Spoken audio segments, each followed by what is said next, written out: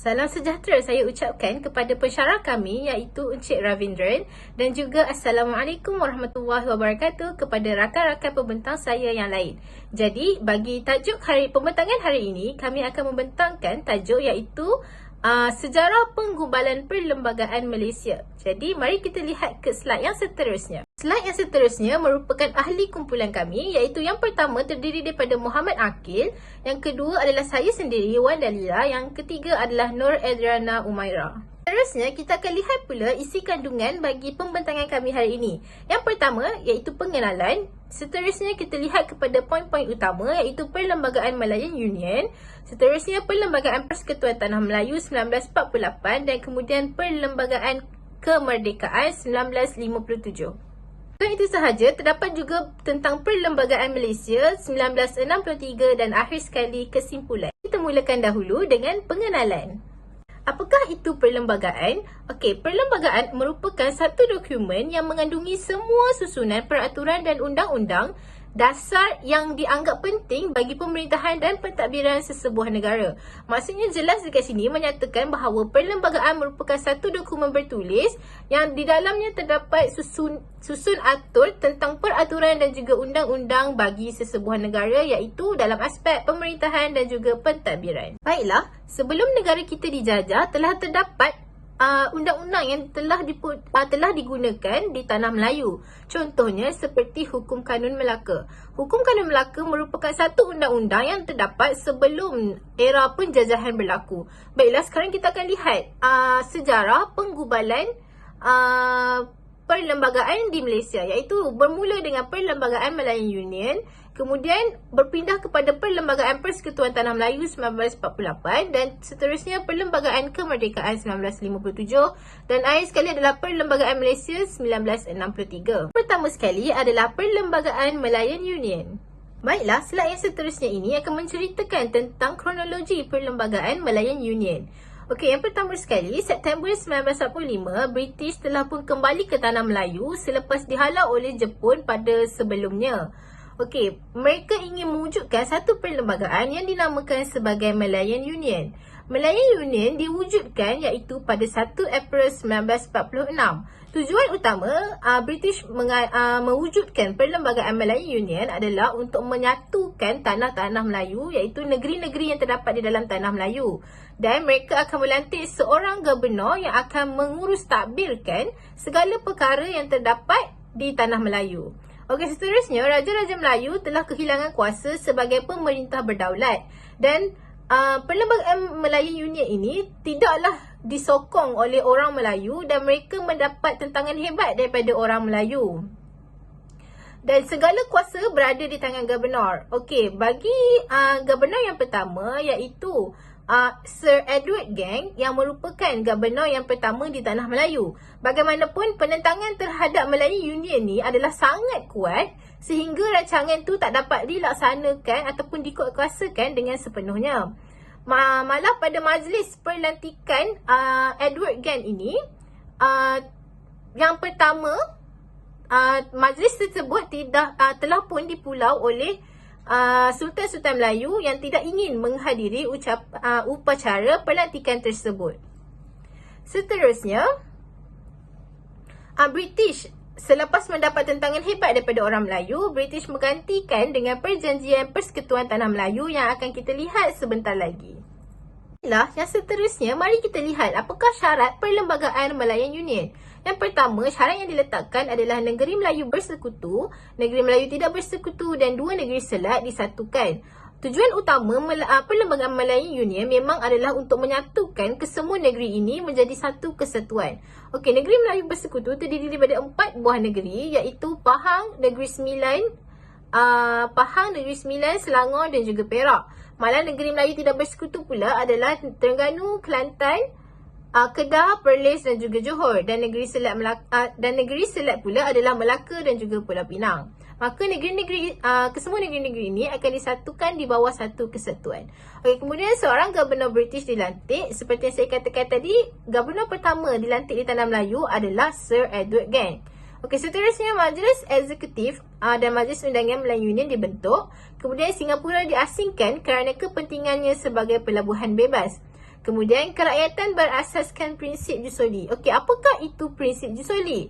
Okey, prinsip Jusoli ni di tanah Melayu, prinsip Jusoli telah diperkenalkan pada tahun 1945 oleh British dan dilaksanakan pada tahun 1946 iaitu Perlembagaan Malayan Union.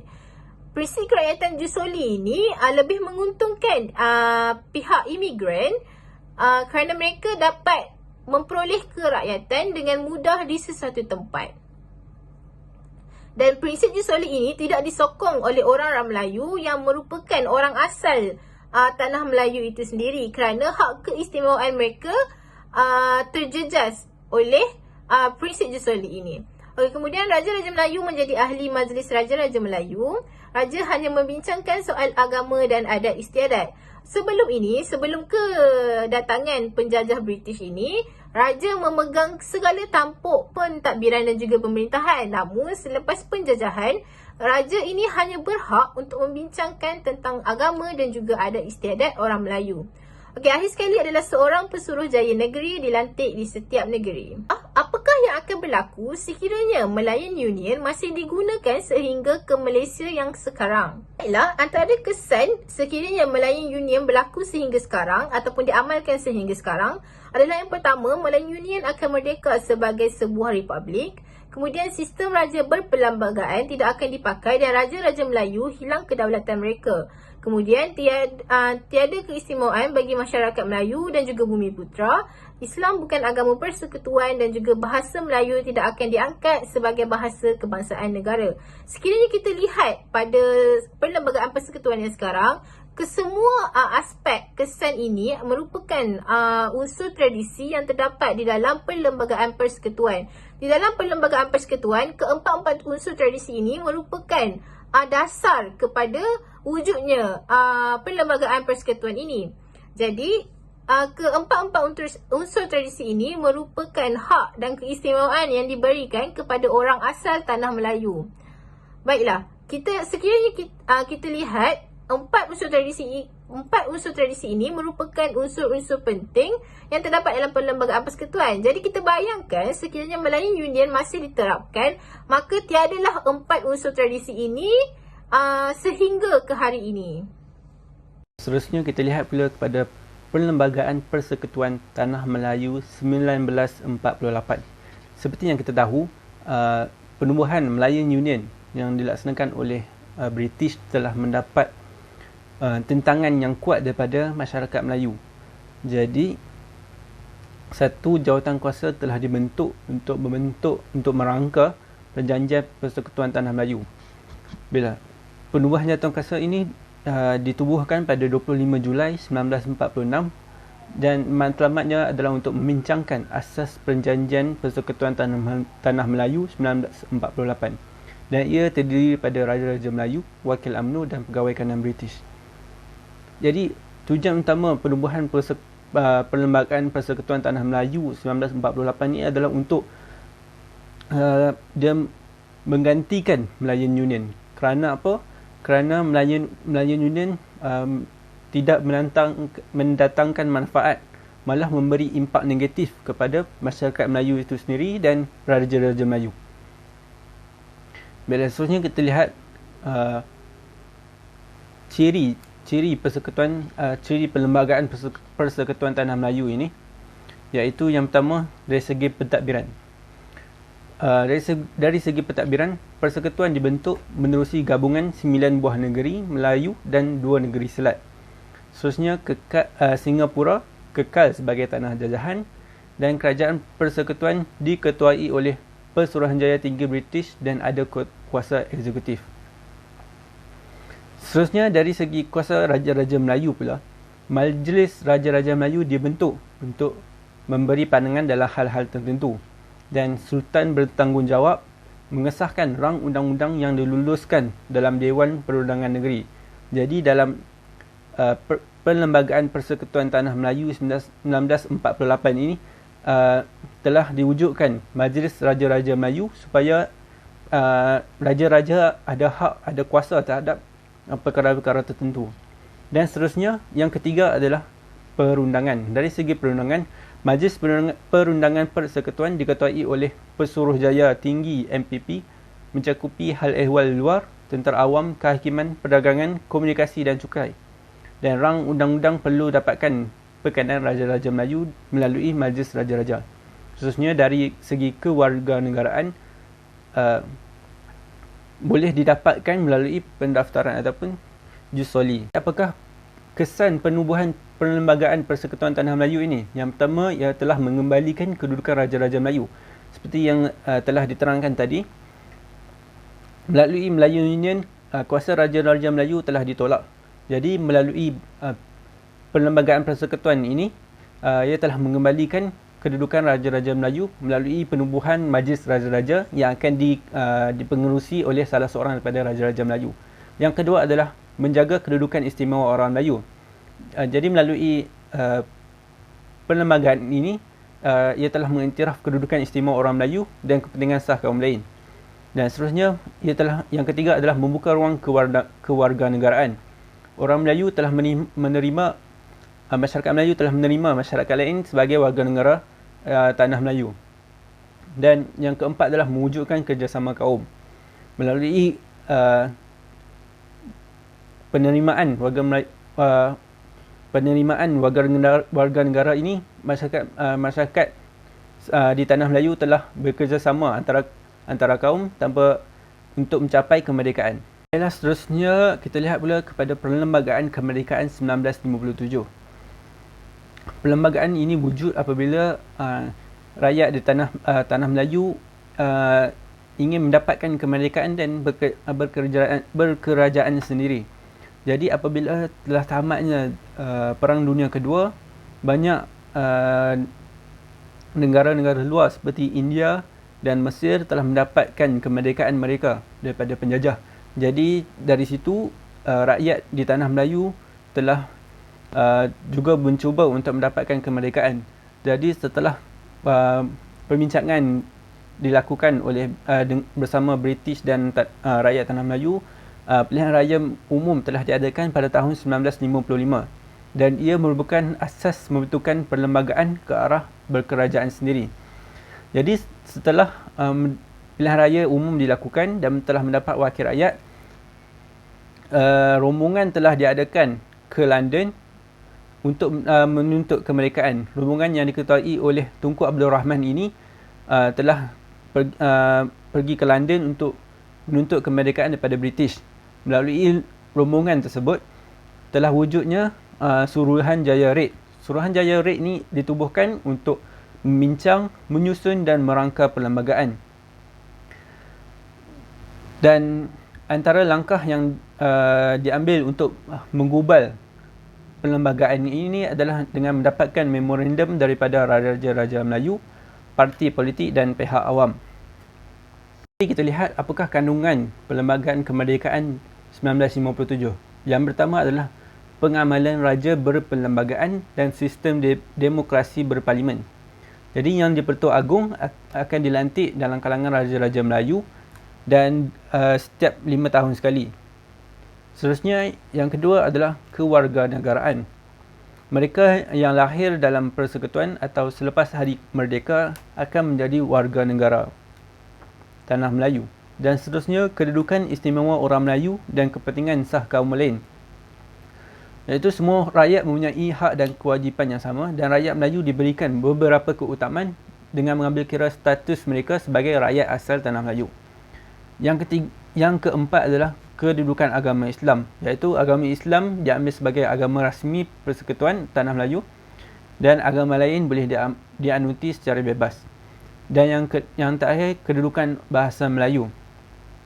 Bahasa Melayu sebagai bahasa kebangsaan.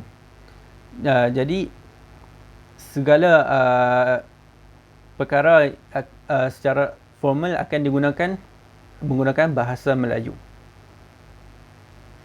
Seterusnya saya serahkan pula kepada saudari Adriana.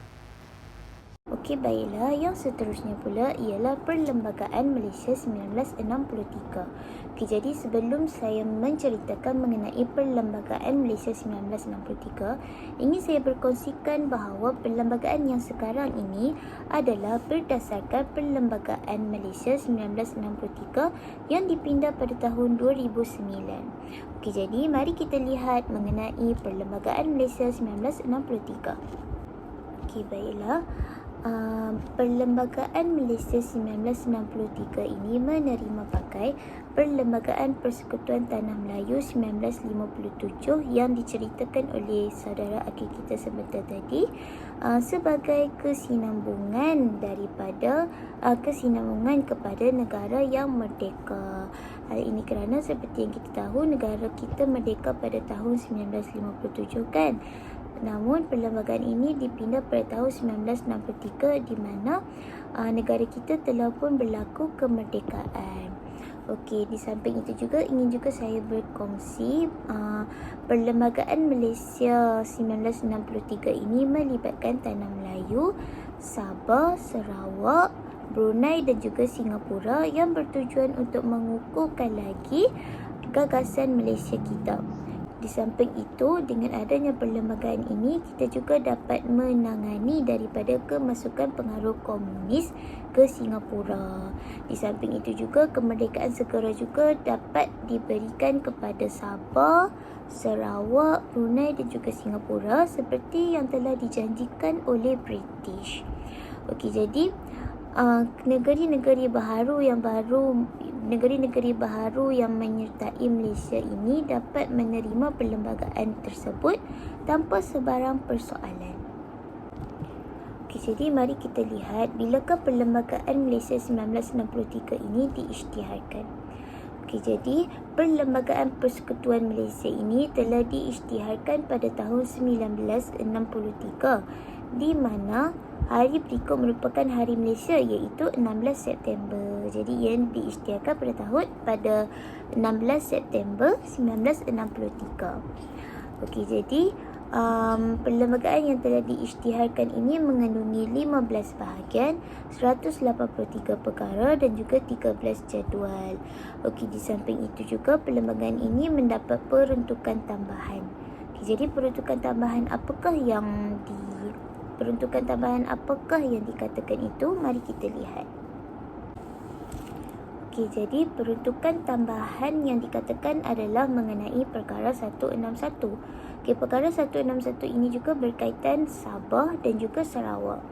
Okey, antara perkara 161 ialah yang pertama, Sabah dan Sarawak ini diberikan kelonggaran dari segi penggunaan bahasa di mana mereka diperuntukkan untuk menggunakan bahasa Inggeris serta bahasa ibunda. Jadi Sabah dan Sarawak ini mereka diberikan kelonggaran untuk sama ada menggunakan bahasa Inggeris maupun bahasa Melayu. Okey, selain itu juga bahasa Inggeris ini juga boleh digunakan sebagai bahasa rasmi negeri sehingga 10 tahun dari tarikh kemerdekaan negeri. Okey, seterusnya pula perkara 161A ianya menyentuh tentang kedudukan istimewa anak negeri Sabah dan juga Sarawak. Okey, jadi dapatlah difahami bahawa rakyat Sabah dan juga Sarawak juga mendapat kedudukan istimewa di tanah air kita. Okey, baiklah. Bagi perkara 161B pula, ianya berkaitan mengenai sekatan kepada bukan pemashtautin iaitu hak untuk menjalankan amalan di bahagian mahkamah di dalam negeri Sabah dan juga Sarawak. Okey, dengan ini pengamal undang-undang dibenarkan berurusan dalam prosiding Mahkamah Borneo. Okey, jadi dapatlah kita lihat secara keseluruhannya peruntukan, perkara, bahagian serta jadual dalam Perlembagaan Persekutuan Tanah Melayu yang dahulu diguna pakai dan juga diterima dalam Perlembagaan Persekutuan 1963 ini. Okey, baiklah, jadi tibalah kita kepada penutup. Okey, kesimpulannya, kekuatan sesebuah negara itu bergantung kepada kekuatan perlembagaan. Hal ini kerana Perlembagaan ini merupakan satu garis panduan yang penting untuk setiap keputusan yang diambil, sama ada dari segi sistem pemerintahan, sistem politik maupun sistem pentadbiran negara itu sendiri. Okey, jadi apabila ketiadaan perlembagaan sebagai panduan, ianya akan menyukarkan sesebuah kerajaan menjalankan pemerintahan dengan tegas dan juga rapi. Okey, jadi dapatlah kita lihat perundingan bersama ini telah membuktikan bahawa perlembagaan Malaysia mampu mewujudkan perpaduan pelbagai kaum di Malaysia. Hal ini dapat kita lihat berdasarkan daripada perlembagaan-perlembagaan yang telah diceritakan, di mana kepelbagaian kaum juga diambil cakna di dalam perlembagaan yang akan dipindah.